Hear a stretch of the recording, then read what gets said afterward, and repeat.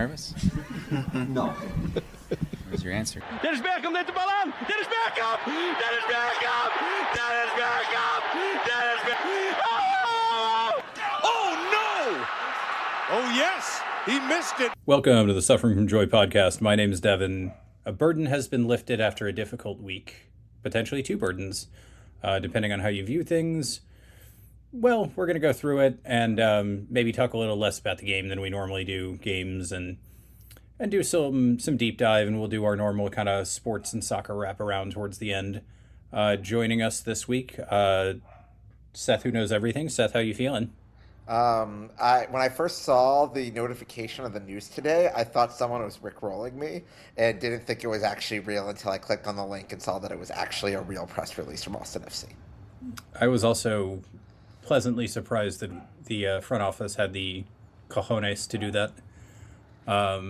I just, if I had to do it in retrospect, I sort of wish that it had been done on Sunday and the crew had fired Reinstrom today rather than the other way around, but beggars can't be choosers. I'm much happier with this outcome than next Monday or what I was afraid of November 3rd on whatever mathematical playoff elimination day will be. And you know what? There's still time to save the season.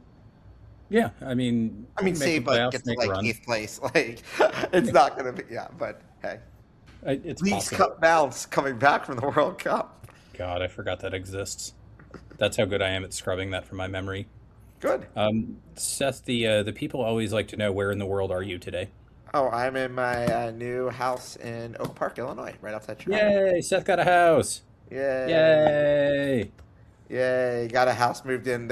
If anyone wants to pick up boxes, we have like 900 boxes in our garage. I have a 2-car garage, 1 car, and there's almost enough boxes right now to take up a full car spot.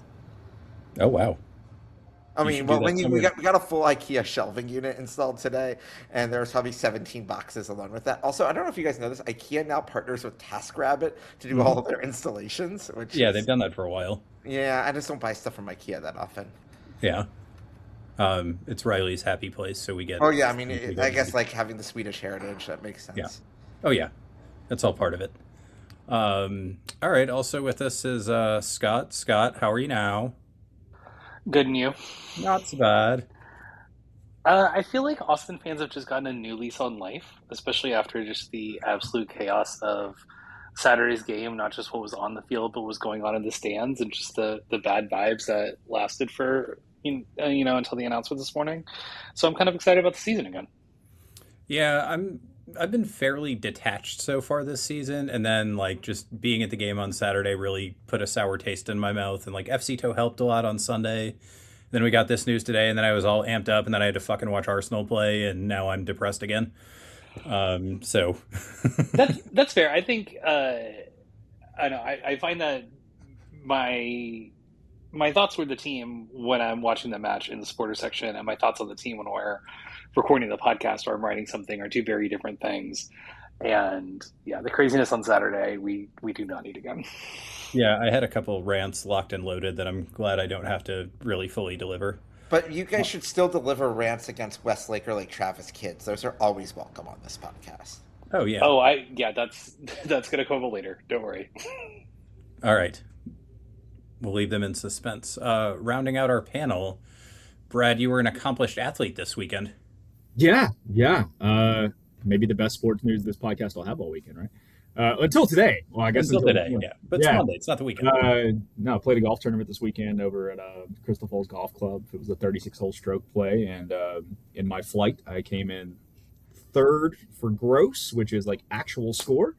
Going into the final 9 holes, I didn't realize this. I was tied for the lead, which is crazy. And then the guy who ended up winning, I was in his group. He played a phenomenal final 9 holes. So kudos to him. And then for net, where they actually do handicap calculations and everything, I came in 2nd place. So first ever golf tournament I've ever played. I was pretty happy. But not to go far into that, as far as the Nico and Roto situation goes, I'm like everybody else. I was kind of surprised. I wasn't surprised about the Nico announcement. I think we all expected that. It was the Roto portion of the announcement that caught me off guard. But with regards to Nico, the word is vindicated. And I think this podcast is vindicated because we were the ones who told you, if you listen to this episode, when the hiring happened, this was a bad hire from the beginning. It's not that Nico's a bad guy, it's just a bad hire. And ultimately led to both his and Roto Burrell's downfall. Yeah, I think we're going to go off on several tangents here, so let's get the game review out of the way, and then we can do the fun shit. Well, I guess games review. I watched about 48 minutes of the San Diego game and turned it off because I knew nothing was going to change. Seth, how about you? I watched about 60 minutes. I was watching with some friends here in Chicago. There's this new awesome venue called Soccer House that just opened up last month, and they agreed to put the game on with sound. They do specials. It was the opening. Also, the Chicago Fire have a new stadium sponsor for 2028, McDonald's Park. So the people at Soccer House they run a pretty limited menu, but they run a special every day that is supposed to be connected to a match or something happening in the world of soccer. So they did a Big Mac special with an orange Fanta float as their special for the announcement at McDonald's Park. I was like, okay, not a bad idea there. The burger's actually really. I didn't get the burger this time. It was my first time there. I had the choripan. They also have Quilmes, like the beer that is like very, very popular in Argentina. It's terrible beer. Don't order it. But like people like drinking Quilmes and watching Argentine soccer. Who knew? But do their buns have sesame seeds or no? Because one's the Big Mick and one's the Big Mac, and you've got to figure that part out. Yeah, no. Now I have to look if I took a photo of it. Yeah, I got it, but I didn't get it. But that being said, there were 6 of us watching the game. Once San Diego scored the 3rd goal, we walked out. We're like, we know how this is ending. Yeah, we might score a goal, but like there were no chance we were getting a draw out of that match. Save myself a half hour, another half hour of sleep is better than watching second halves of Austin FC on the West Coast this season. Yeah, I'm glad I've pretty much noped out of that entire process. So doing well so far. Brad, how far did you make it? I tuned out after 3-0. The moment the 3rd goal for San Diego went in, I went upstairs. Carrie had asked about, you want to watch a TV show tonight? I was like, well, the game's on late, so maybe 3-0 hits. Hey, honey, you want to watch an episode or 2 before bed? That's how that conversation went. By the way, I'm watching The Residence right now. It's very good. Unfortunately, it didn't get renewed, but it's a nice little kind of like quirky murder mystery show. Yeah, I forgot which show we just watched on Netflix that was pretty entertaining. Oh, Baby Reindeer. She had me watch that. That was pretty entertaining. All right. Pretty odd, too. Yeah, we do TV Rex now. I'm interested to hear what you think of The Residence when it ends, or when you get to the end of it. Yeah, I think we're on like 5 or 6, so probably have it done by the end of the week. Scott, as the only person that actually watched the entire game, what did you think of Austin FC's performance in San Diego? I think it was exactly what I expected from an Austin team on the road, especially on the West Coast. They came out with no energy, no sharpness. San Diego did. They were on us early. They jumped on us early.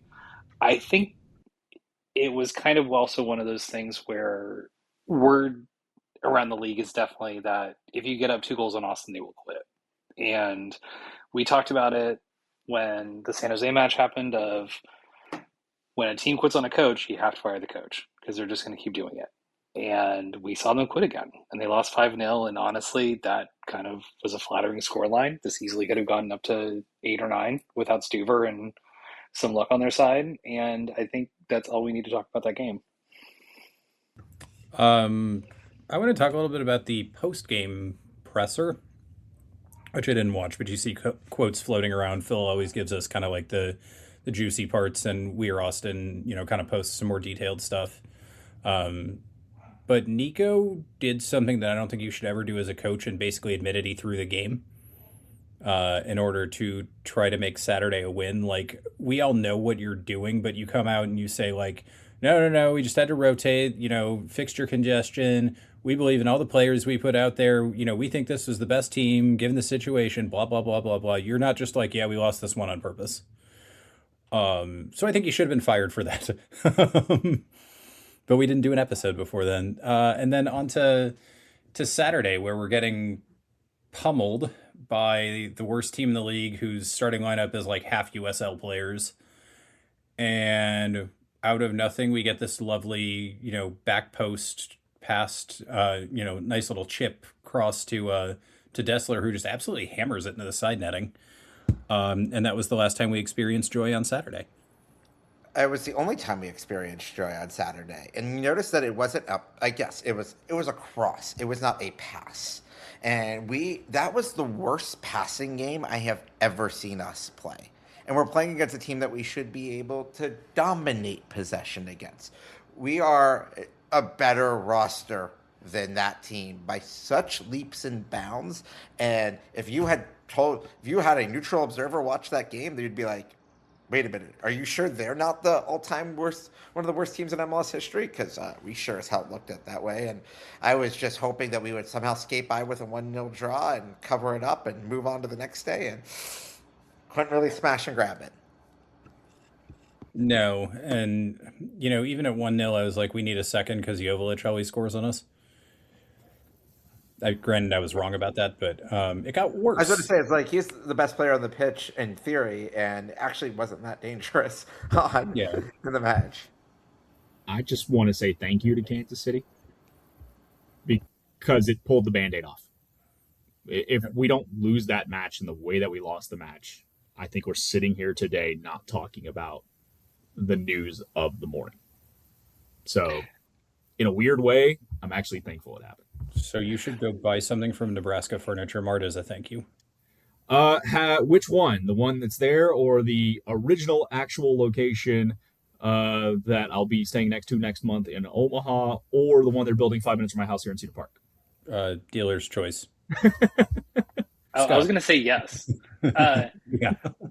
Good. I think one of the interesting sliding doors moments of the game was while Austin was up 1-0, Vasquez, after he came on as a sub, had a free header in the box on a corner that he just pushes wide. And I legitimately think that had that header go in, Nico's still the coach right now. Oh, yeah. Because I think that second goal, they probably carry out the win. And what I had worried was going to happen was, after the loss was, okay, we beat Kansas City at home, who's one of the worst teams in MLS history. We beat St. Louis on the road, who's also really terrible. And all of a sudden, everybody has hope again, and Nico's going to hang on. And we're going to keep seeing this blatant mediocrity just continue. And I'm, like Seth said, or Brad said, ripping off the Band-Aid is just better. It is just better to get it off and get it done now. We're 14 games this season, 15? So we're a little bit over the third way through the season. And so if you're going to try to salvage things, now's the time to do it. I think we're 14 in because we have played, it's 14 games, and there are 7 games where we've gone ahead and not won. Half of our games. Yeah, I want to say, how many goals have now we given up after the 75th minute as well? Phil has a counter, but I'm just going to take the rough guess We've of conceded more points after the 75th minute than we have on the season. That's incredible. Aren't statistics fun? It is the problem with being a numbers and stats person and an Austin FC fan is that none of the stats and numbers are fun. Just in our entire history. Yeah, unless you're talking about Brad Suver saves or any goalie stats, those are the only things that are positive to look at. The fact that advanced metrics still have him as the number 1 keeper in the league right now is, given the amount of goals that we have let in this year, is absolutely crazy. And he's getting deserved attention for the All-Star for starter, even though we're the worst defensive team on earth. He's second in voting right now. Yeah. Make the call, Poch. Yeah. I mean, I think Chris Brady's getting that third spot, even though Matt Freese has been garbage this season. Matt Turner's actually been good. I mean, besides that howler he had on Wednesday that let's get that out of the way. By the way, MLS did not tweet out. They tweet out every goal that teams scored throughout the night, and they skipped that one, and it was very obvious that they were like, we're not gonna engage in this. Do we want to talk about Kansas City's goals, or just be like, that was terrible defending and the second one was a great shot? Yeah. Okay. That was it. Kids, congrats on a 6-point week. You're going to have your crew much longer, Casey. Enjoy. Wiki's going to survive for a bit until he gets fired at some point next season. Yeah. That's actually a good question. We should set that for over-under for next year. How many coaches get fired during a 14-game sprint season? Ooh, that'll be fun. because we've had 5 coaches leave so far, and we haven't even gotten to effectively, like, this is not even the end of the whatever spring season or whatever we're going to call this, the apertura of MLS 2026. That Just 5 coaches getting fired before the end of it is pretty impressive. Well, Just and needs that to doesn't become a even real count. league. Sorry, that doesn't even count. LAFC fans want their guy fired.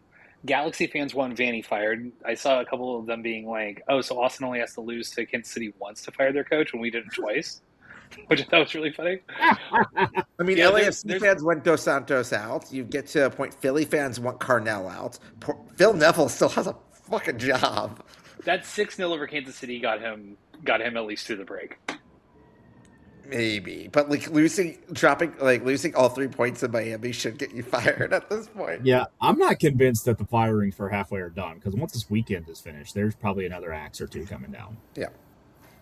Oh yeah, and I think, if we had gotten like a bad draw against SKC and then like didn't beat St. Louis, I think that's what would have happened. But I think the fan backlash was so huge, like, because I got the little email that's like, hey, do our survey, and I'm usually pretty nice about it and don't leave comments or anything. But I was just like, hey, you guys need to fix the product on the field, or you're not going to get any renewals. Just friendly business advice. I'm not like yelling at you. Just heads up. So whoever, I think it was Chloe, one of the season ticket reps, someone had sent her an email yesterday that said like, hey, like I won't renew my season tickets unless Nico is fired. And she replied within the email within 15 minutes of the firing that Nico and Roto are gone. When can we talk about renewing season tickets?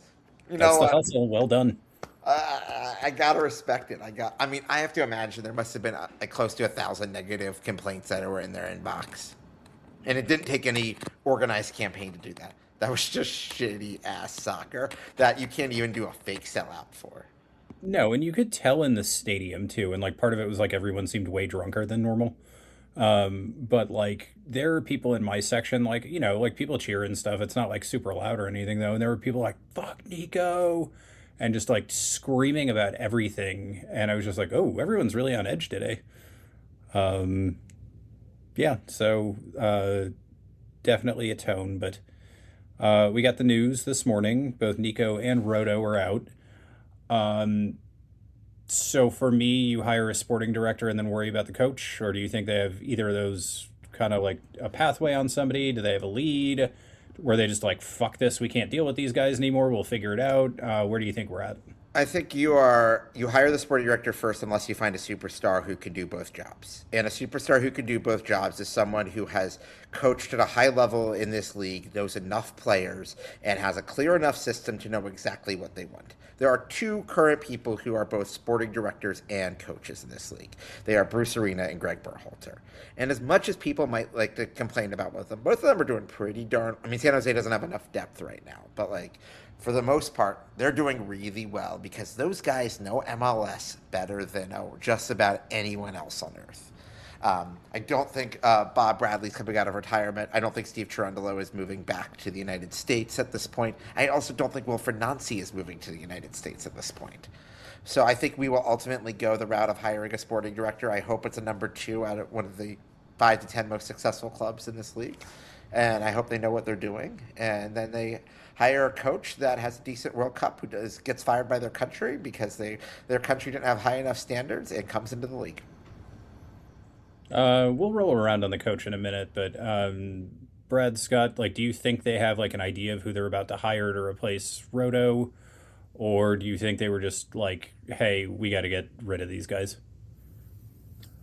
I don't know that they have a full understanding of who they hire or who they're going to hire post Roto.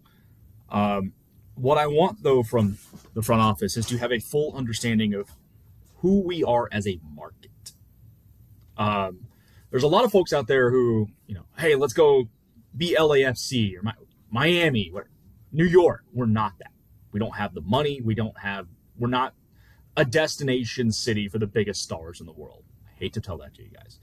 We are a great city. We have a phenomenal fan base, great facilities, lot to offer.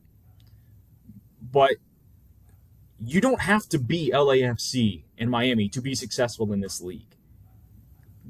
The emulation for me is look at Nashville, look at Cincinnati, Look at Salt Lake City. Teams that are been very, very, very good recently, competing at high levels. Charlotte, even a really good example at times. Like they can recruit solid MLS players and hell, even phenomenal MLS players, particularly like Hani Mukhtar, right? Evander up in Cincinnati. But like those guys were also coming from outside the league. Hani Mukhtar was recruited from a Danish team.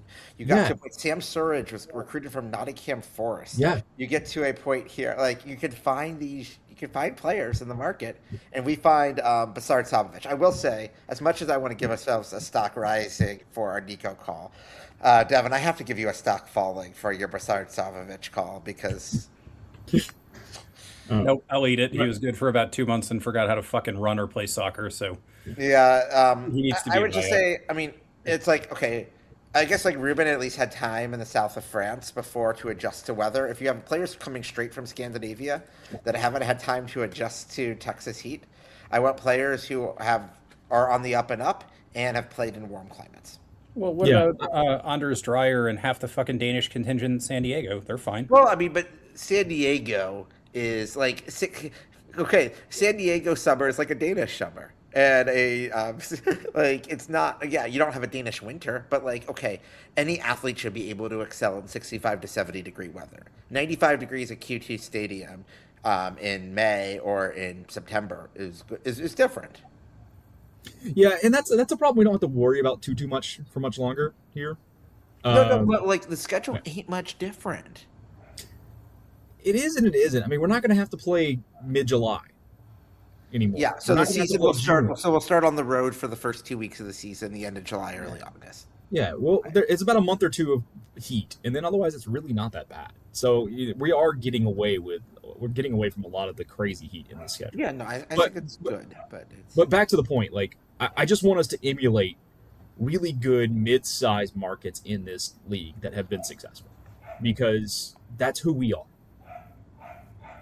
Yeah. And I mean, you can look at any number of teams in any number of leagues too, right? Like Betis, Vallecano, and La Liga. I'm sure Seth can give us 5 in the Bundesliga. You look at clubs like Brighton and Brentford and Bournemouth in the Premier League. Like they're not, flashing out a ton of cash. They're just recruiting well. They are well. They have a cat. They do. Yes, they recruit well, and sometimes they miss, and that might mean a relegation if you miss on the wrong player. But you get to a point of they have really solid academies, and they have players that they can come through a system. We have had in 5.5 years of Austin FC, we've had one player come through a quasi system. And Owen's been developed great. Like you won't hear any complaints from me on that side. But the fact that Irvin Torres hasn't been able to break more minutes into this midfield. The fact that Alice Stewie wasn't signed on to a supplemental deal, that you get to some of these worlds of, I mean, heck, we have a 16-year-old who's tearing it up for FCTO right now. Is the next coach going to give him a shot? I mean, I watch every FCTO game, and that kid's barely FCTO ready. Like, he has a lot of... No. This is not a September of 20... Is this kid going to get a chance, or is this kid going to be like a next, like, Vigo Ortiz, and we just got to go sell him off to Charleston? Yeah, okay. I get where you're going. Yeah, like, this is not for, like, oh my gosh, we need play the kids, play 15-year-olds. No, like, most kids aren't Kevin Sullivan. But does someone have a realistic path to go from Austin FC2 to the first team? Sam Sarver was playing for North Texas last year, and he has scored 3 goals for Frisco. He has got that path and doing Modelo ads. Great. But, like, he's playing in a role that, like, CJ could have had a similar trajectory to this, and for moments he has. And maybe Sam Sarver is maybe because he's the hot stock of the week that he gets this all. But, like, they have a better player pipeline in Frisco than we do. And he was drafted in the super draft. 1 pick above Riley Thomas last year. So I think one of the things I think Burrell's really failed at is how he recruits players and how he tries to fill out the roster in terms of adding depth, because he is so dependent on signings and not utilizing the draft, not utilizing FC2, not advocating for the academy kids to call up and get played, because that's part of his job too. Like, when you're the person who decides the roster, you have an inherent ability to decide who the coach plays. And, if you think that Torres is going to be somebody who can play as a, third or fourth midfielder, you don't sign a third or fourth midfielder and give them 650,000 GAM like you do with Samovich. Like, that is something you don't do as a GM. I'd like to see Austin, whoever is the next sporting director, and I agree that you have to hire the sporting director before the coach. I think just in the sense of having that hierarchy is important. I'd like to see them utilize more ways of building a roster than Roto did, where he had a more European mindset of how players get onto the team. And you have to acknowledge that MLS is a different animal, and you have to use all the different functionalities that MLS has.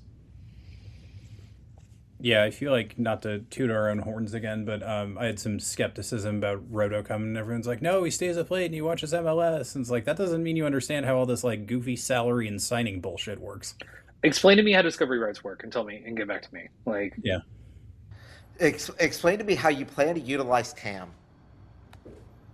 Well, and he did not pass that test. I was going to say, that's one of the big misses we've had. That's really kind of like, I think Roto's definitely been an improvement on like signing players, but like massively failed at TAM, massively failed at anything involving coaching decisions. Two really catastrophic ones. And also at times was demeaning toward Next Pro as a concept of getting players up. There's been a lot of questions about the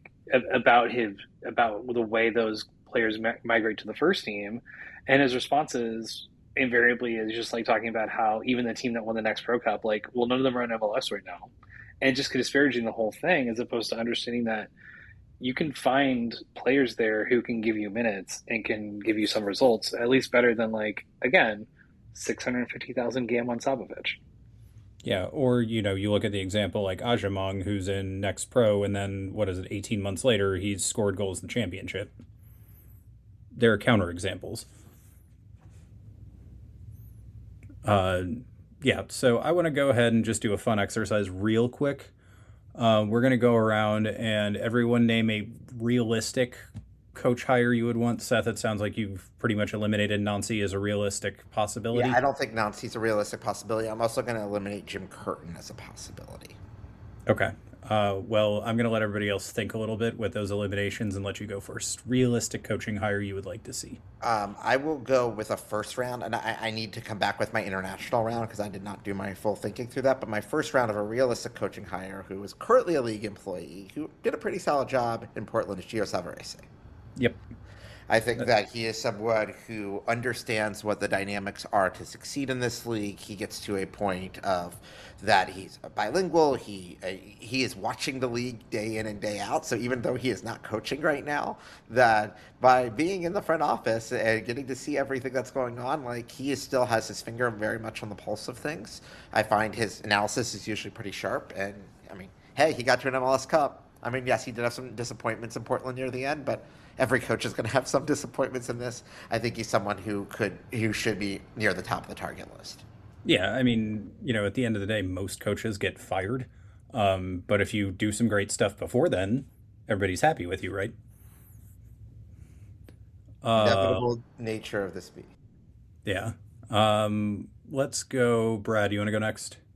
Yeah, Gio was on my list as well, but Javier Mascherano, I think, is someone you'd look at. And Seth's like, no, but no, yes. He did a terrible job with the Argentina U20s. And yeah, how do you judge a performance with Inter Miami against the rest of this league? He did win. I hear you, but he didn't.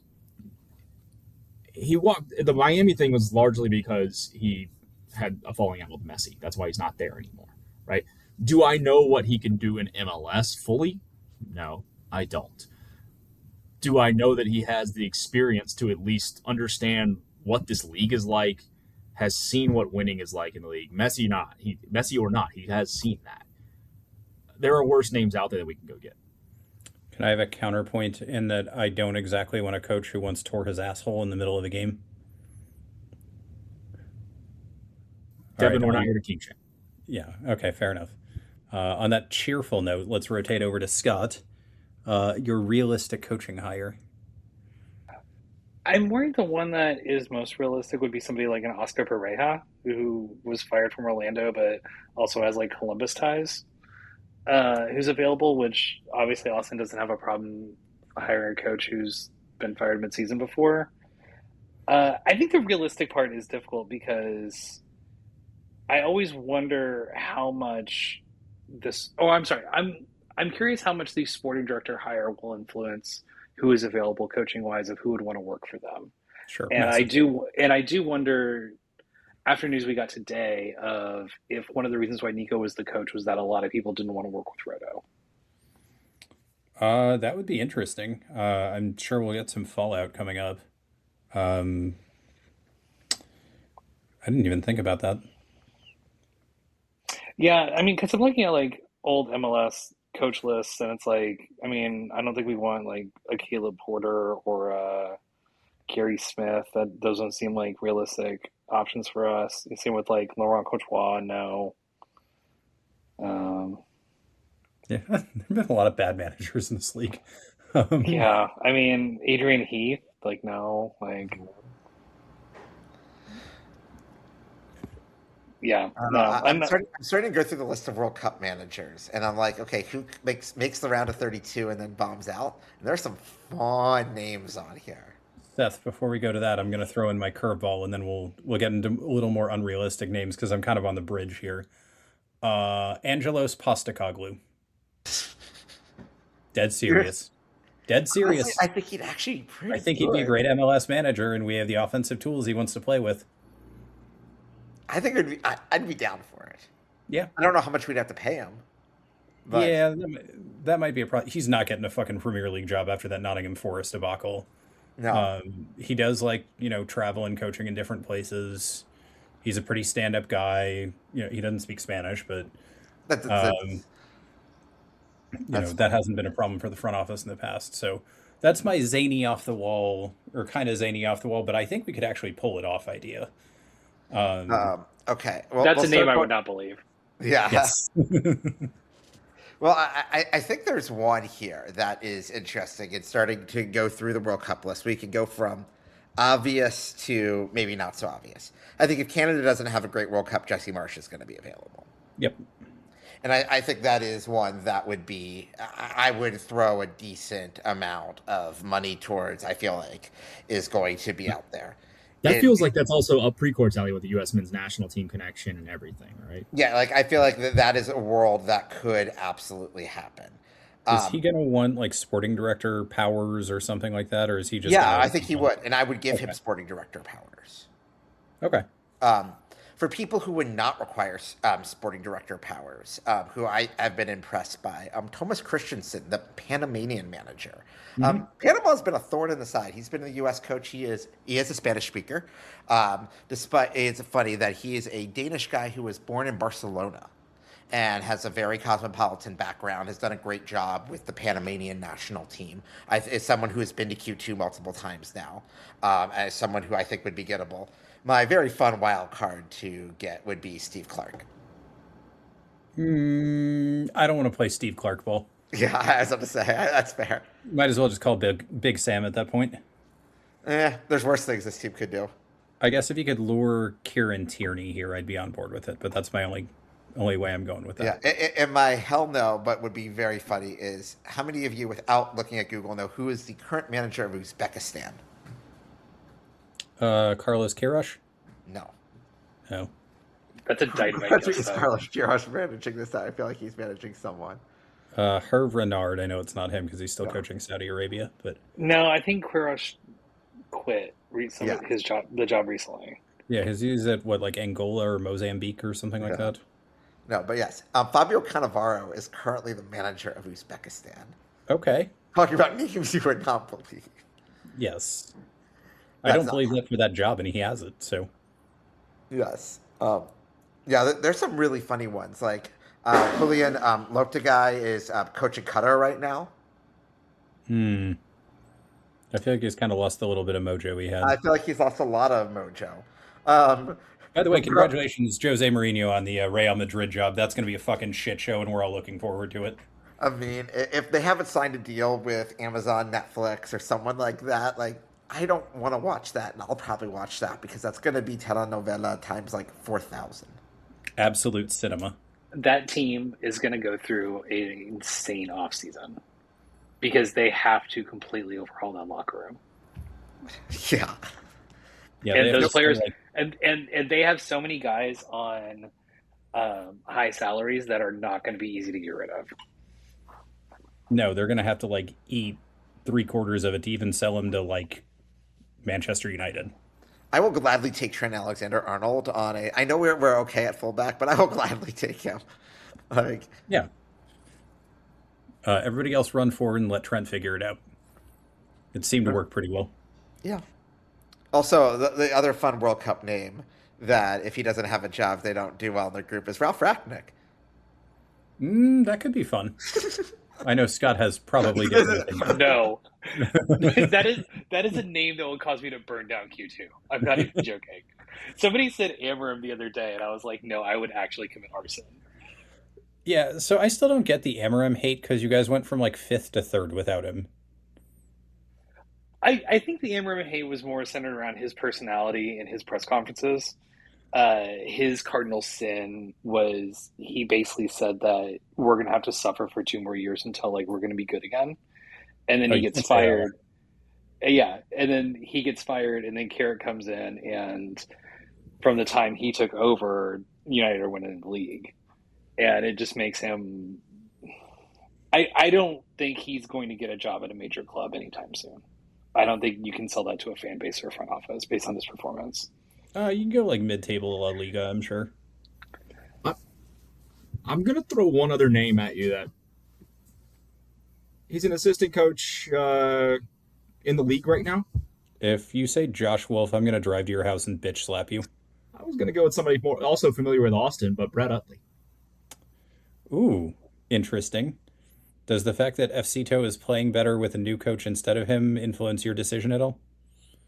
No, because I look at FCito like I look at minor league baseball players and teams, which is they change every year. The roster is constantly changing, and they are there to service the first team. But if you think about style of play, how we played his first couple of years, familiarity with the roster, has gone off to greener pastures. It's at the MLS level as an assistant and learned from a damn good system there. Might make sense. I'm sure the front office does, but do you guys want to keep playing like this? I don't know if the front office does. I don't think the front office care. The front office cares about maximizing revenue, and right now, what this current style is, if this team was winning and scoring 2-3 goals a game, the front office is agnostic to how we play. The front office wants to sell season tickets and to not have to do promotions where you're bundling meals to sell tickets and things like this. They want to have 20,738 actual seats and butts, or 3,200 standing, whatever else. They want to be maximizing revenue. Whatever is the best style of play to maximize revenue is what this team wants. Yeah, I think based on the roster, they want to play a attacking, high scoring kind of football, and they've spent a lot of money trying to achieve that. The problem is that just throwing money at the problem doesn't fix it. And I think my big takeaway from the Kansas City game was how even that front four that on paper looks really good in terms of Torres, 2 strikers, and Wolf could not play together at all. And that's really the limitation of, and I think that's the biggest question the new coach has to answer is how do I get this attacking talent on the field in a way that makes sense? So part of the reason I threw Utley out there, talking about does it have to be the same style? The answer is no, because he's currently on a team that has scored 30 goals this year. Well, he's not now, on a team. Give it up He's 35. He's assistant coaching. Point being, he's not fucking lining up at right wing. I understand that, but point being is like they're not playing the same system that we were and that he was coaching here necessarily. You learn new tactics, you learn new tricks. They're a very attacking, aggressive style up in Cincinnati. Just something to consider. Like I don't think he's the leader in the clubhouse by any stretch, but I do think that's a name that could come from off the wall that wouldn't surprise me. It'd be interesting. Do we know if he has any U.S. soccer connections? I don't think, I don't know. I feel like whatever. I care about winning right now. I don't care about where they're coming from as long as they win. The folks who are like, no U.S. men's national team, I'm sorry, but if you gave me B.J. Callahan right now, are any of you going to complain? Nope. If you gave me Greg Berhalter right now, He's not coming from Chicago, obviously, but hell, I'd take him with open arms the way he's turned around Chicago. And the difference there is that those were guys who were head coaches and successful. I mean, I think U.S. Soccer did a disservice by not hiring B.J. Callahan to be the full-time guy based on his performance as coach. Like, he had that team playing a fun attacking style of soccer with these same players Berhalter played a blotting style with. And I think one of the biggest surprises of the Fire season is just how attacking they are with Berhalter as coach, when we just did not see that when he was in the national team. And honestly, I don't remember his Columbus teams being high scoring. Maybe all that agitating finally got to him. Or you have someone who can, finish any ball that lands. I mean, Hugo Kuipers has scored in 10 straight matches. He doesn't miss. I mean, again, if the strikers convert their chances, the coaches look like geniuses. Yep.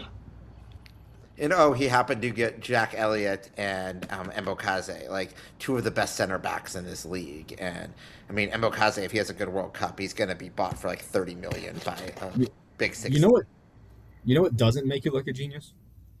Having a corner into your extremely tall striker late in the game who headed it just wide, and then taking nothing but short corners the rest of the game instead of trying that again. I want the next coach to just completely disown short corners in their opening press conference. We can do them in the future, and I know there's like stats that say short corners sometimes work. Not for this team. Yeah, the thing that was infuriating me at the match on Saturday, not to keep going back to the match, is there were multiple times where we had long free kicks, and we set up all the big guys on the opposite side. Perfect way to hit like an outswinger into it. And every single time we hit some square ball further in centrally for another player with the same foot to hit the same ball with a worse angle. We did it like 3 times, and it made me want to commit a murder. Yeah, I don't get it. Like, you can see on the drawing board that's not going to work. Well, and the thing about short corners is that like there are times and instances in matchups that work, but usually when you're trying to do that, it's because you're like trying to isolate like a winger 1v1.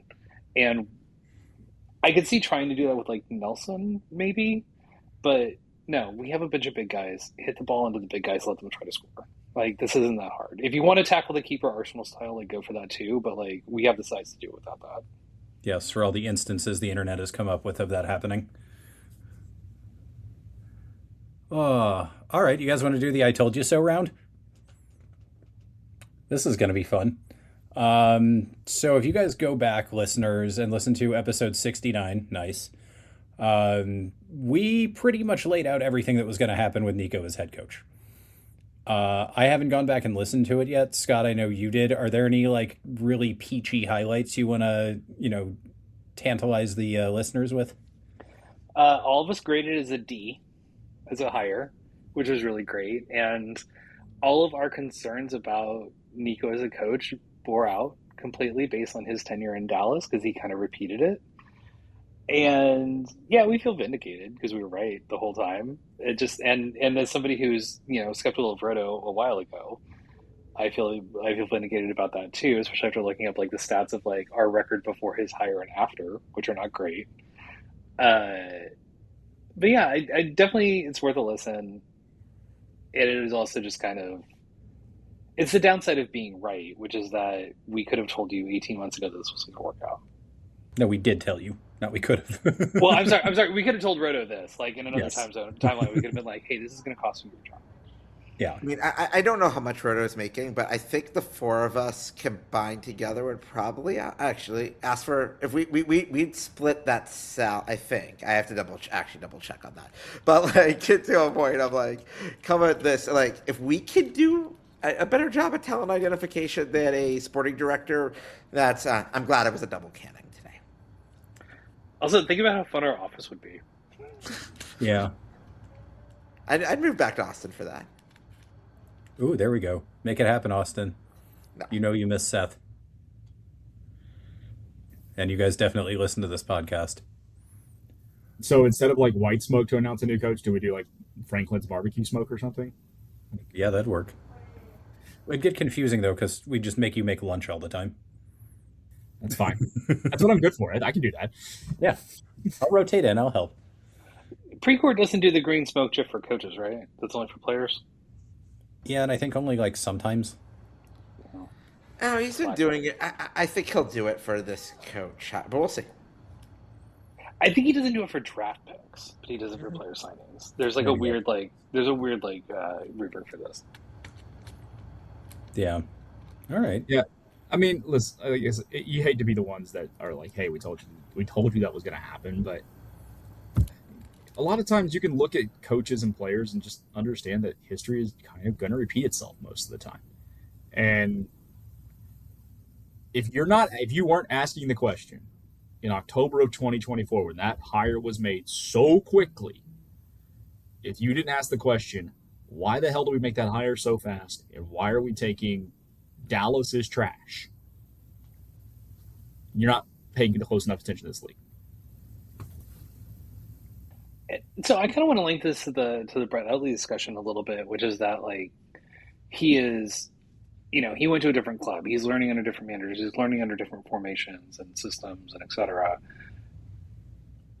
I think coaches can improve. And at the same time, I don't think hiring somebody the offseason after he got fired gives them enough time to have like the introspection or to work on themselves or to learn new things to where they can become a better coach. And I think in some ways that was a disservice to Nico, who could have gone to, another club maybe as a number 2 or something, learned some new things, got some better ideas of it and gone on, which he could still do. I just think he's going to have to wait a while before he gets another MLS job, if it ever happens.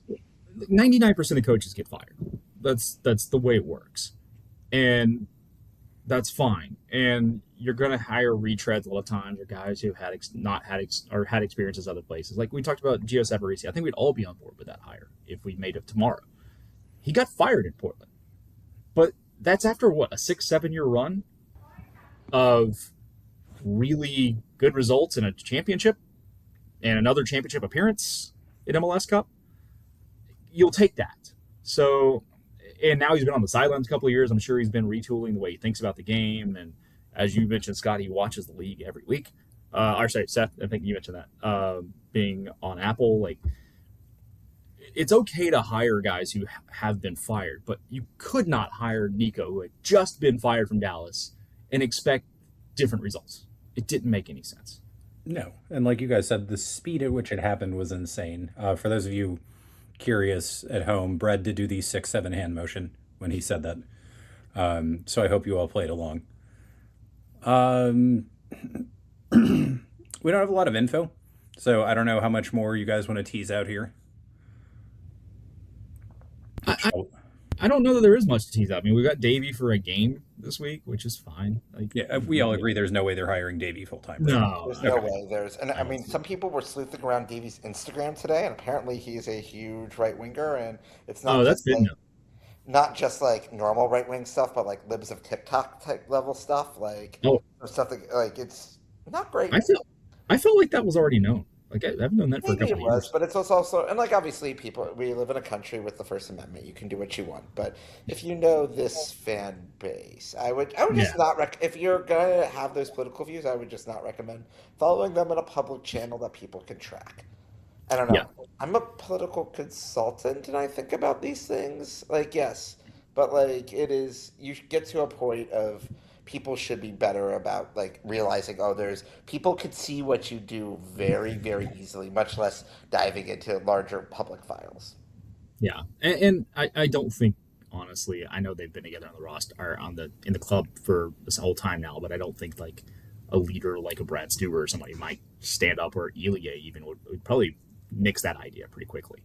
I just can't see that working. You work with people who you don't agree with all the time. We all do. But there's a difference between working with people that you don't necessarily agree with and having to follow someone's lead. And that's a difference there. I think the World Cup break is great for us. I'm going to say something that is sacrilegious for me. I'm excited for Leagues Cup because it's going to give the new coach a real nice chance to play at least 3 matches that I don't give a shit about, but to get the system in place with a lot of MLS games after it to play. I'm going to leave this open, but it's kind of directed at Seth. Like, how soon do we have to get a sporting director in to get a coach in in time to actually have them work with the players a little bit coming back from the World Cup break. Well, I hope that I actually don't even know who Roto's assistants are. Like the question is like who is doing summer like what do we need to do in this summer transfer window? And I think it's a question of is there I don't think it's realistic to hire a sporting director who is going to have a lot of influence over this summer transfer window. I think that ship has sailed. The question is who is running our summer transfer window and can we get a sporting director hired by July 4th? Okay. So here's the thing when we talk about working with players. There is a mandated 3-week break for the players who are not playing World Cup that they can't do anything team activity wise at the facility. So there's a minimum of 3 weeks that we have to work with to get a new coach in at minimum to have somebody here so that way when the players get back, you essentially have a 4 to 5 week preseason to work things out. So I would imagine we're going to have a coach hired before that 3 weeks is up. I would not guarantee that. I mean, we might. I actually don't think The caveat is if it's a World Cup coach. Yeah. Sorry, Seth. Yeah, we'll see. Yeah, but I mean, even then, if you're like, oh my God, we need the right coach in, do you skimp on a sporting director and maybe make a bad hire there? Do you go ahead and hire the coach first and do this whole thing we were bitching about with Wolf? I would rather have Davey as an interim through Labor Day if that is going to mean we hire the right sporting director that can right the ship in the long run. Yep. I'm writing off this season. If we get anything out of the season, great. I will be happy about it. But I have no expectations of getting anything out of this season at this point. It is how can you get to a point of getting the right reboot in phase here and figuring out who you actually want to keep at this club and build around and who say adios, hasta luego. I would also say this: if you have Davey as the coach, you can still have him coach and run training and practice during the training camp. Like, there's no reason to think that he can't do the drills and get the guys in shape, and then just have like the new coach come in like later to do like a more systemic tactics. Here's how we're going to play kind of thing. Like, you can do that. That's not a concern. I think I'm personally a fan of just hiring the sporting director because I just feel that clubs that have a longer term view in that spot do better. And I also want to avoid what we were told over and over again was that, Roto got brought in after Wolf and didn't have the power to fire him. And I think you can't have, that organizational chart doesn't work. It has to be very clear of like where your roles are and who you answer to. And to me, the coach always has to answer to the sporting director. I also don't think you make this move today without having a pretty short list of who the sporting director is going to be next. Like, this feels like something that's been in the works probably longer than we know about. That was my hope. So I wonder if I can kind of go two ways on this. So it got announced during SoccerWise's live YouTube show. And when that happened, you could tell that the hosts, including Tom Bogert, were surprised by it, and either they were doing a very good job of acting or there were not leaks of it. If there were not leaks of it, that means that they've either reached out to people who are very trustworthy, which is great, or they haven't started reaching out yet. And I think we will find out in the next couple of weeks which one of those it is. Well, I also think that it was not shocking, again, to us that Nico got fired today. It was very surprising because of the nature of this. But it's like, okay, Nico got fired. Roto getting fired as well is something I watched some of that live stream, and I was like, none of the three of those guys saw that coming. No, and we actually kind of found out from an actual press release, not like Twitter, right? Yeah. I found out because I'm in a group chat with all of the We're Austin TV podcasters, writers, etc. And Hernan put Nico and Roto, question mark, all in caps, which is not a very good way of determining what the actual information was. So how was that ahead of the press statement going out, or was that after the press statement went out? It was right when it dropped. Okay.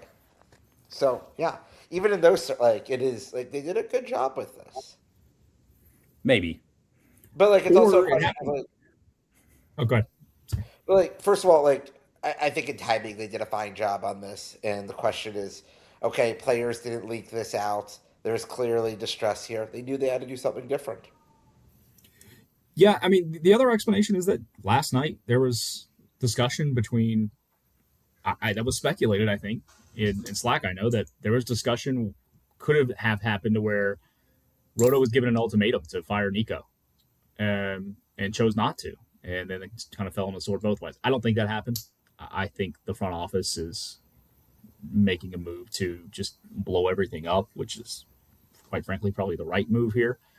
And some of the stories coming out about Roto today are pretty fascinating, especially if you listened to that Soccer Wise portion earlier today, just not taking phone calls and the way he went about his business. I think we're going to find out more and more that Roto might have been in over his head. Well, I don't think that surprises us. Yeah. Yep, just because you've worked at a fancy club, like, I would be perfectly fine if we hire some assistant from a team that's been like, I can't. I mean, I can obviously look it up, but I can't tell you who BJ's assistant in Nashville is right now off the top of my head. But if we hired someone like that as our next coach background, great. Like, it is trying to build out. Like, we don't need a sexy name. That is fine. I want someone who can build a trajectory that we can win on this. Yeah, and I mean, I think you have the right attitude. This season's gone for all intents and purposes. Like, yeah, maybe we can put some stuff together and make the playoffs and lose in the first round of the playoffs. But you have this season, you have the short season, and then you better be ready to go. And I hope that's the view the club is taking. And the short season is a chance where you could go qualify for CCC pretty quickly. There's some other opportunities. The short season is going to be kind of fun. Yeah. Yeah, if we go the route of hiring an SD first and then coach later, and the coach arrives late summer, early fall, whatever, I just want to see a coach that's going to put in clear identities. By the time the end of the year, we have an idea of what we are, how we want to play, so that when the short season comes around, you put that into practice. And do I need to go win everything in the short season? Of course not. But, can we use the short season as a springboard to the full season? That's what it needs to be at this point. Yep. And I mean, if you have some like crazy gambler plan where you're like, I got a coach and he's going to do great for 20 games and then be shit and like it works fine, but like I wouldn't bank on that. So we'll see. Shall we move on to, I guess we should do format and then we'll do other sports. We're going to run through this really fast. Brad, Stock Rising. Pre-court. Pre-court, okay. I mean, he made a move, and I don't think too many people expected as big of a move as he made today, because like we said, the Nico firing, not as shocking. The firing of Roto kind of caught everybody off guard, because he made a big deal about going and getting Rodolfo Burrell a few years ago. Yeah. And maybe that didn't, he had this whole thing about like where he did billionaire study abroad in Barcelona and he wants to play like that. And I think that's where a lot of the Roto fascination came from too.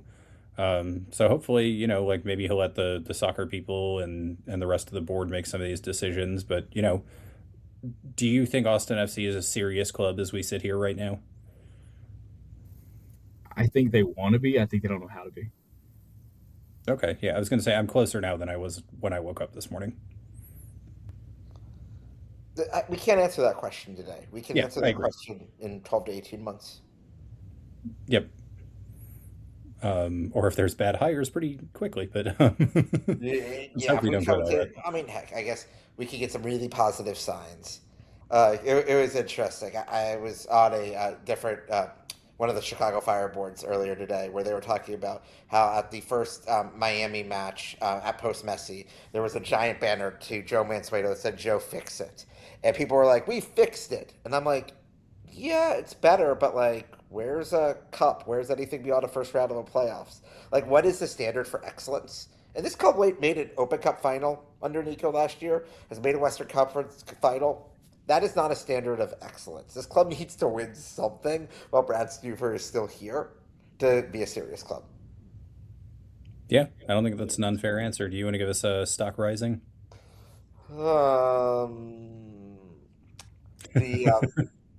will say Dessler played fine on Saturday because he didn't play on Wednesday. He did score. He was in the right positions. I will give some mention of the match. We will do that.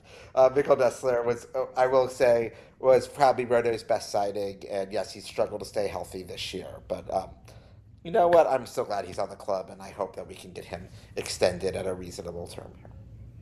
Yeah. Scott, you want to go next? My stock rising is Q2 security for finally dealing with the clearly underage kids getting drunk at the bottom of the supporter section. There was I'm going to use the term gaggle because there was about a dozen to a score of them going up and down constantly. And at some point in the match, they were getting taken up by police.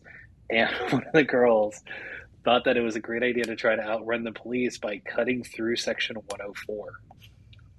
That was full of people trying to get by everybody. She was, and even did the most obvious, like pointing to her friend, like, "Hey, I'm going to go this way," with the cops behind them who could see it happening. So shout out to them for finally kind of patrolling and policing the supporter section in a way that needs to happen more. It seems like there's been upped security lately. I don't know if that's derivative of something or. They've definitely carded buying alcohol more. And by more, I mean they're actually doing it sometimes. Because I went many years going in the stadium of never being carded and been carded twice this season. There you go. Does that make you feel young at heart, Scott? No, not at all. The Graves betrayed me for 20 years. Yeah, anytime I'm clean shaven, I get carded everywhere. Doesn't matter. Except like real hole in the wall places. My stock rising is national media helping out Brad Stuver's All-Star credentials now that they finally noticed he's actually quite good. So we'll give them a little credit even though they're late to the game. But yeah. The much more rich vein we have here, we will do stock falling and start with Seth. My stock falling. We have so many choices here. But I have to say, I don't know. We'll just go with names you won't believe. Yeah, names you won't believe. Good stock falling. Scott, you want to go next?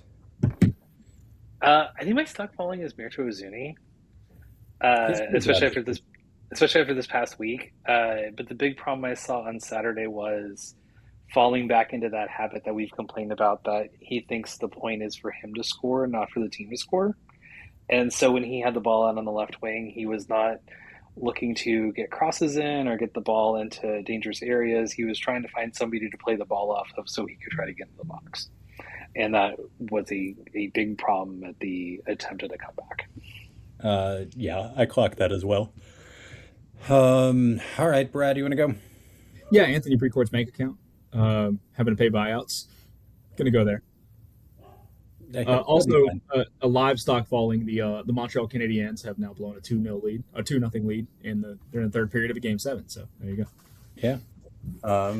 Maybe we'll get bonus hockey tonight. Who knows? I don't think there is anything that is better as a neutral fan than Game 7 overtime hockey, and I don't think there is anything that is as. Devin, you went through one of the more stressful things that you could have gone through today in watching Arsenal in your final home match of a season that will probably be your first title season in 20 plus years. I have to imagine what Sabres and Habs fans will be going through tonight if this game goes to overtime is like 4x that level of stress. Yeah, I mean, the Habs have had a couple of cup runs in the past, 10, 20 years, but Buffalo's been a fucking wasteland forever. So it didn't go to OT, but I have been to a Game 7 in the NHL playoffs before, between two original 6 teams. I got a chance to see Boston, Toronto on a work trip one night, and that was the most intense arena I have ever been in. Yeah, it was wild. Yeah, because just every little, slight trickle or deflection of the puck, and maybe you're going home. Who knows? My stock falling is Unai Emery, and I'm not going to elaborate on this because if you don't know, he is the reason that Tottenham Hotspur are not going to be relegated on sporting merit. But you know what? Unai Emery's stock can fall much lower because he can lose on Wednesday. And that would be one of the most wonderful things that I've ever seen in my life. Yes, we are all Freiburg fans now. Seth already was, but...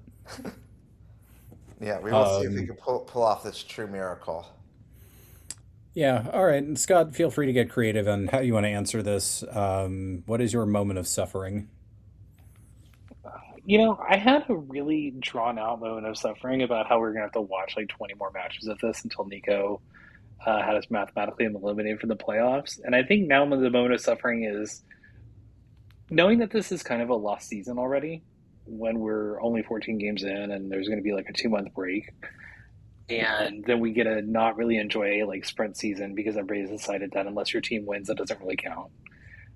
So we really have like more than a year until there's like a real season now. And that's a scary thing to think about when season ticket renewals are coming up soon. And we're unclear of how the sprint season is going to get counted. And so that'll be very interesting to see. And I think there's all of the indecision and gray area is my moment of suffering. Yeah. Brad, you want to go next? Sure. First of all, sprint season counts if you win it. For everybody else, it doesn't count. Yeah, it's the community. It's like COVID championships. That's how but if you make it to 2028 CCC, it counts. Yeah, that's true. Real impacts. My moment of suffering is the amount of people today who insist that Pep Guardiola is going to be available and thus the next Austin FC manager. Just stop. Please stop. Okay. One, we just fired like the guy who was his number 2. I doubt he's going to he would get a good recommendation to come here. 2, Pep would get killed in MLS. And I will fight anybody who says otherwise because he's not going to have a roster that he can just go dominate with. And he has to travel. I mean, this is a guy who complained about, oh my God, the train took 4 hours from Manchester to London. Can you imagine the first time he has to fly to Vancouver from a match? He is a sweet summer child compared to MLS. He would not survive. Not even fly. He's got to fly Sun Country. Allegiant has completed its takeover of Sun Country. No, he is now flying Allegiant. The idea that Messi is flying Allegiant is also fucking hilarious. He probably takes his own jet and just meets everyone there. No, I've seen him get off the plane. They do. The social media team does all sorts of shots on there. All right, Seth, I guess you're up next. My biggest moment of suffering was okay. So we'll go with a match-related one and a non-match-related one. The match-related one was I had to run downstairs to go take care of something immediately on Saturday, about the 73rd minute, and I didn't get back up for about 10 minutes, and I was like, oh, wait a minute, we just lost this? Let me rewind. Oh, wait a minute, I don't actually want to rewind this on Apple TV right now. Why would I want to do that to myself? There was no reason at all. And as that moment of suffering, at least we're not still talking about that beyond this. So, again, the silver lining, as Brad was saying earlier. The larger moment of suffering is every day, today's reaction is joy. Every day that this goes by, the impatience of our fan base is going to be my future moment of suffering. And we don't want to repeat the Nico mistake unless there's an amazing hire to be made. But please be patient in the next 8 to 12 weeks on this. Especially with what Scott was saying earlier of what's realistically the next year ahead, let's get this right. And people who are going to be trigger happy on whatever the latest, greatest idea is, my patience might not be long for them because we need to be patient for the longer term. Yeah, I'm going to piggyback on Scott's a little bit for mine. I remember when Wolf basically got renewed, Roto came out and said we're not firing Wolf for season 4. And I maintain that this has done critical damage to the fan base and the club for a long time. That they're still digging a hole out of. Haven't really done a great job of it either. And I kind of have that vibe where, and I'm with you, Seth. Take your time, make the right hires. But I feel like there's going to be we have all this dead time, and then somebody's going to get antsy and say, hurry the fuck up. Or they're going to get season ticket numbers back and go, oh shit, we need to do something. So there's just this gnawing, maybe even if they start off with a good process, they're going to get, really, really nervous about it and fuck it up. Just an ongoing feeling. Seth, what the fuck is happening in La Liga? La Liga is absolutely wild. So we have one match day left of La Liga. Let's see if they've actually announced the time that it's going to kick off yet. Because if you guys don't follow La Liga can be utterly absurd and not. They make college football seem like they are well prepared in advance with how they announce kickoff times. So if we are to believe La Liga, let's just go confirm this, that all of the matches except for Villarreal Atletico will be kicking off at 2 p.m. on Saturday. As of this moment, we have between 13th and 19th could all end up in different positions inside. 13th place Sevilla has not clinched not being relegated yet. It's only 18, 19, and 20 that go down.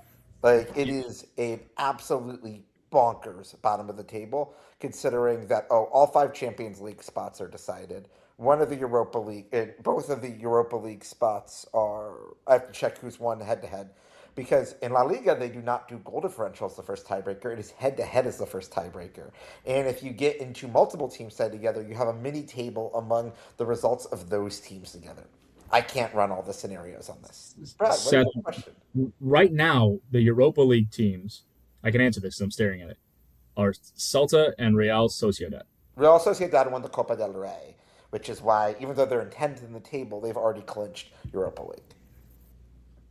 And they were in the relegation zone like 3 weeks ago. No, like they needed a point in the last match to make sure that they could get. They were never in the relegation zone, but they were in the possible to be relegated zone because even Getafe, who is right now in 7th in the Conference League, only got out of that over the weekend. Yeah, I watched a little bit of Elche over the weekend, and nice win, and everybody's happy. So. Also, head-to-head or some other metric besides goal differential is a much better tiebreaker because goal differential is terrible.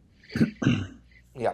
I mean, we have Hull City, who may very well get promoted to the Premier League, whose goal differential was 22nd in the championship this past season.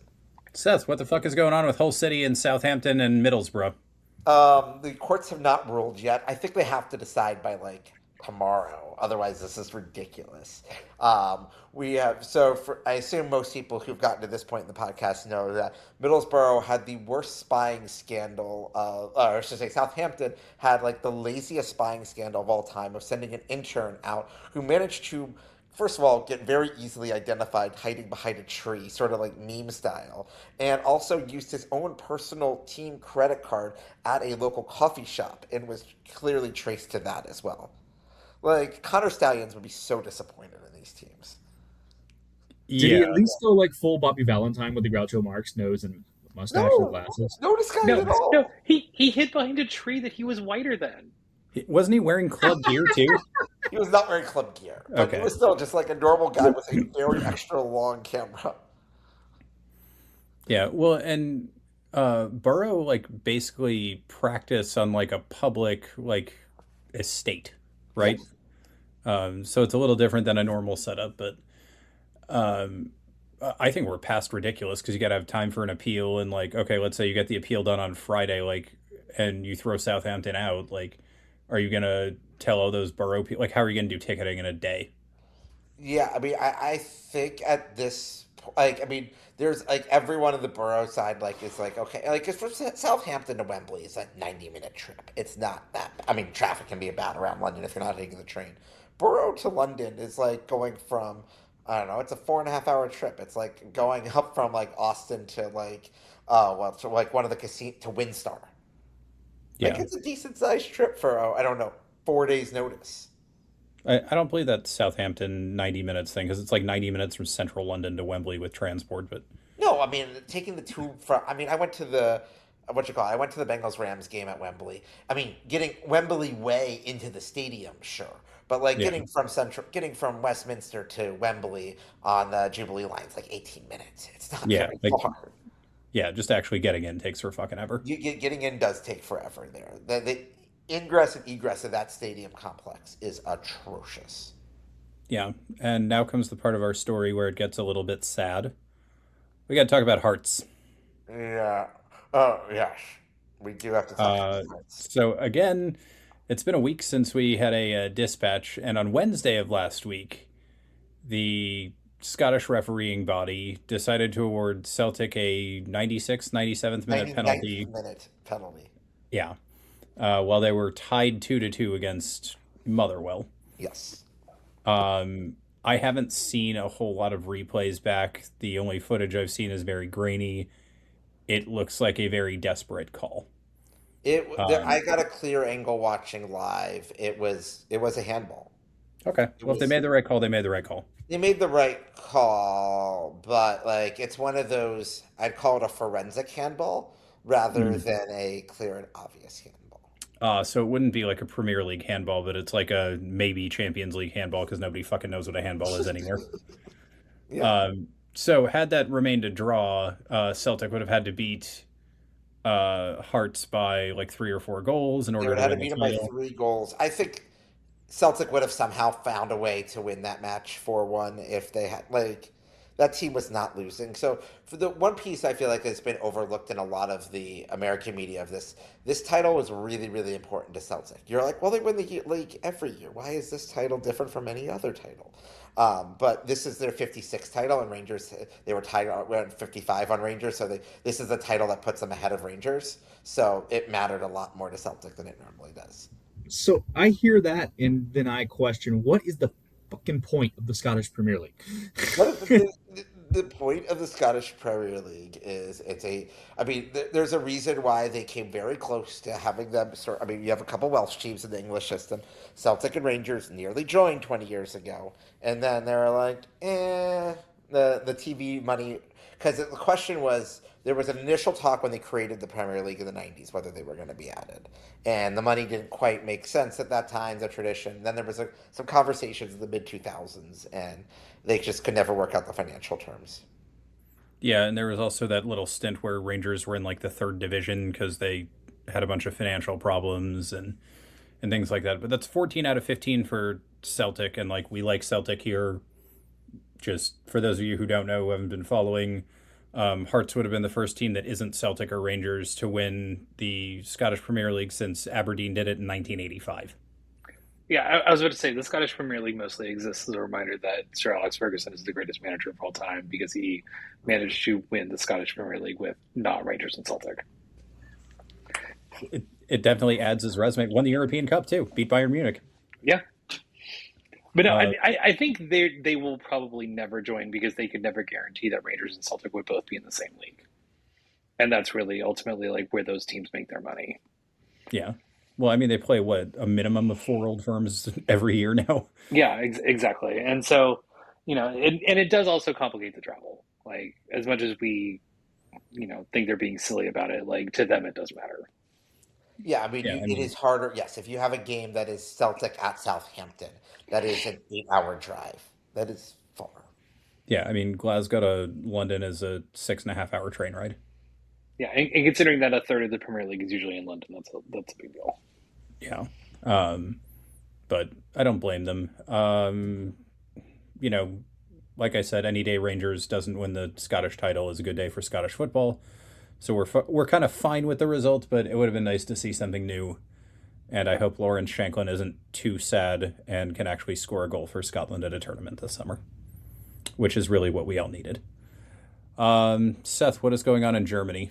In Germany, we had, obviously, title race isn't really much of a race. Stuttgart won the final Champions League spot. My boys in Freiburg beat RB Leipzig, the worst team in Germany. Crushed them, actually, 4-1 on Saturday to clinch Conference League. So if we don't win on Wednesday, we are either going to the Champions League or to the Conference League, which is a very weird setup where Villa's already won Champions League. So they shouldn't really care about this match in Istanbul on Wednesday. But I know we're playing against the best Europa League coach of all time, so I expect the worst. And I'm mentally prepared for the worst, which is good. Down at the bottom of the table, Wolfsburg went to San Pauli. It was a very intense match as teams were tied on 26 points. Wolfsburg won, so they move into the very German what is called the relegation, which is the 2-leg playoff against the 3rd place team from the 2nd Bundesliga. The 2nd Bundesliga final day yesterday was one of the craziest things I've ever seen. You had a 3-way race up top for the 2nd spot, which was won by Elversberg. Elversberg is one of the most ridiculous stories in sports. They are not owned by some fancy owner or anything else. Elversberg is a town of 13,000 people. They are going to be playing in the Bundesliga next year. They have a 10,000 seat stadium. They have no like crazy. They got a number of players from the first division on loan this year. They've used a lot of analytics. They play a very fun attacking style of football. Elversberg is so small. They don't have a train station in Germany. And they're in the Germans love trains. Bundesliga. Bayern Munich is only going to be able to bring like 900 away fans to Elversberg next year. This is going to be wildly entertaining. Like how people are even going to like they're going to have like a 20-minute bus shuttle from like the nearest train station to even get people to matches. This is going to be a sight to be seen how this is going to work, but it's going to be very fun because Heidenheim, who was the smallest team in the current 2 seasons, went down with St. Pauli.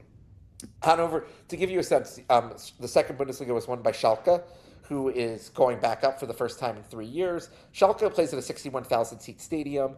They are the 8th largest club in the world by membership, and they spent 3 years in the second league.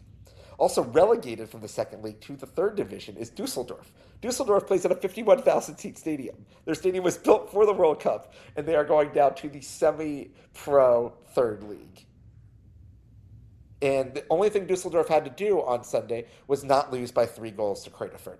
They lost by 3 goals to Kräuterfurt, and Kräuterfurt beat them by 1 goal on goal differential. So Kräuterfurt goes to the relegation to play in the third round, to play the third place team from the third league for the second or third division next year.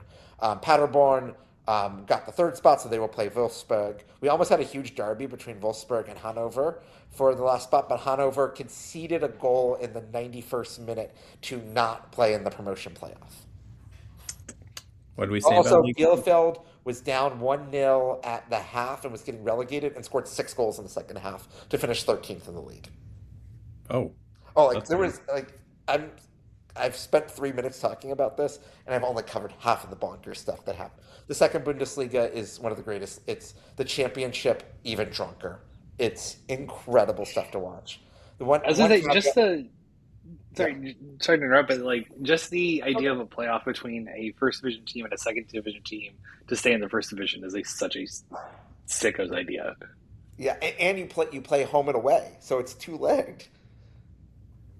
I mean, the first division team almost always wins, but it occasionally gets very close, and they're fun to see. Yes, Brad? Hear me out. We could have had West Ham versus Millwall for the right to stay up next year. That could have happened if we did that in England. yeah. Yes. That And it's- the question is, yes, that would be. I mean, there's been like at Germany, there's been serious fan violence at some of these promotion games. Like they are some of these scariest games of the year. We will see how this all plays out. I mean, Wolfsburg has a notoriously lazy fan base, so we'll see. Paderborn has a pretty solid fan base. So, but yeah, if we had Wolfsburg versus Millwall, I was sending around a tweet on our group chat that was implying. Yeah, how much West Ham fans are not looking forward to playing Millwall next year is it's going to be classic. Yeah. We'll add a little footnote, too, that new Real Madrid coach Jose Mourinho managed to go undefeated in Portugal and miss the Champions League. But that's only if Freiburg win, because if Villa beats Freiburg on Wednesday, then Benfica gets the extra spot as the highest coefficient next qualifying. No, that's stupid. Brad? It's stupid. Back but to West Ham Mill real quick. Do you know how bad I'm rooting for those two teams to somehow finish 3-6 or 4-5 next year for playoffs? Oh, yeah. That'd be a lot of fun. Holy shit! I mean, the question is like, I mean, it's probably going to be the first time they play next season is going to be the greatest day in the history of London to commit a crime. Because like, what else is like every police officer is going to be at that match. Yeah, they'll have every horse from the stable just standing on the pitch. I mean, there used to be. Like the London Stadium is such a sterile area. Like at the Den, yeah, like that will actually be intense. Like, I mean, what is it going to look like having Stratford with what, like 30,000 caps around it for a 16,000 person? Did they bulldoze Upton Park? Maybe they can just go back there and play their championship games there. Proper championship football. Yeah, that little casino at the top of the mall. People are going to be fighting at the Benihana there, all that stuff. It'd be great. But did you guys see the funniest video of Sadiq Khan about why you should be rooting for Spurs to get relegated? No. So Sadiq Khan, the mayor of London, is like, because of the sweetheart deal that West Ham got in inheriting the Olympic Stadium, that it is estimated to cost the London city budget £2.5 million if West Ham get relegated. That the taxpayers of the city of London will be the greater London metropolitan borough will be on the hook for. Well, But the mostly in people, the city of London. But the people have spoken through their elected representative. They want Tottenham in the championship. I can make that up for you in 1 month if you just let me do it. Just hold the darts at the London Stadium. Deal with wind, Luke Littler. Look, so that might be the only thing that can stop him. I'm telling you. Honestly, can Littler do it on a windy night in East London? Yeah, there you go. Yes! Van Veen can do it, I guarantee you. They've got giant screens to watch on already. This is perfect. That being said, the darts is expanding to the main hall to Ali Pali this year, so there will be over 5,000 tickets available rather than the 1,200 that we had. Oh, maybe I'll go this year. Be further and further away from the actual darts. Nobody goes for the fucking darts. We've been through this like 1,000 times. I understand this. I'm excited to see the end of the Premier League season. I'm hoping that we have some things to look out for the final day, but I have a feeling that we may not. Up the cherries. Well, I guess if the Cherries get a point, then Liverpool and Bournemouth are playing for a Champions League spot.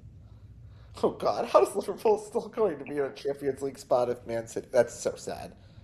Also, Arnie Slot, new Austin FC manager. Oh, no. No, no, I can't. I cannot support that. I feel like you and Tony might commit arson then. Yeah, I can't. And we are going to OT in Buffalo. Yeah. Bonus hockey.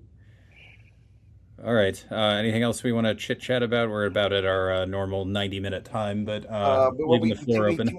We've covered a lot of things, but our moment of zen, our final thing here we have is the Dutch League had an absurd game that we will include in the show notes that effectively was like a slip and slide on soccer involving Ajax yesterday. It makes some of these like NWSL matches in San Diego when it rains seem calm by comparison.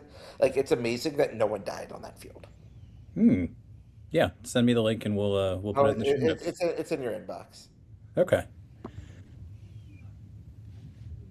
All right. Well, on behalf of Seth, Scott, and Brad, thanks for suffering with us. Bye. Promise here for Austin Jarrett Stroud. It's Diego Fagundes. He has written his name into Austin folklore. They just won't go away. Oh, he hits the upright again. That's impossible. The Bears' season's going to end on a double doink. Altidore squares it. Dempsey's missed it. Donovan has it. From hope, there is glory.